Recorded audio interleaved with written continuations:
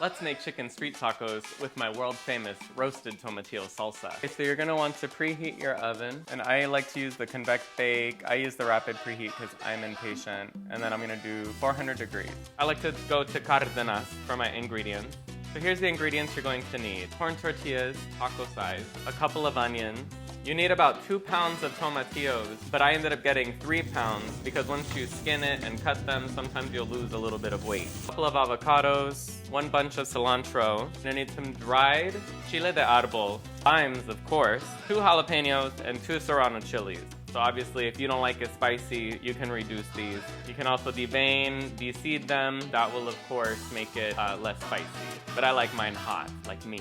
Alright, so now I'm gonna prepare my ingredient. I do all my roasting in the oven because I just find it's easier. So you just want 1 large sheet pan. I foil line it because I don't want to have to scrub it later. And then I have some spray-on canola oil, so I'm just gonna spray a little bit on there. Alright, so we'll just set that to the side. So this giant yellow onion is gonna go into my salsa. I'm gonna use this white onion for topping. So the onion for the salsa, you basically just want to cut it into 8 little wedges for roasting. It's all gonna end up going in a blender. If you have a different technique, that's great. You can do it however you want to do it. So something a lot of people don't know about me is I'm half Mexican, and I had kind of a hard time with my Latin roots. Essentially, I was always a sensitive kid, and I always had big emotions. And something machismo culture does not reward is kids with emotions. So I had some older cousins, and they used to kick me in the shins anytime that I would cry.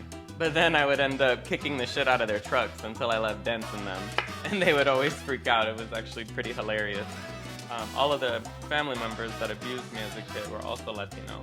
Some of how I reclaim my culture is to just make the foods that I love, and one of the foods that I absolutely love are chicken street tacos. For jalapeños and serranos, a paring knife can really work very well. I highly suggest wearing gloves when you cut your jalapeños and your serranos because the spice will get stuck to your hands, and then if you rub your eyes later, it's definitely not a fun experience. For these, I just halve them, put them skin side up because you want it to blister. For your tomatillos, I just like to have a sink with some cool water. Just want to remove these husks and these stems. Peel and wash these at the same time.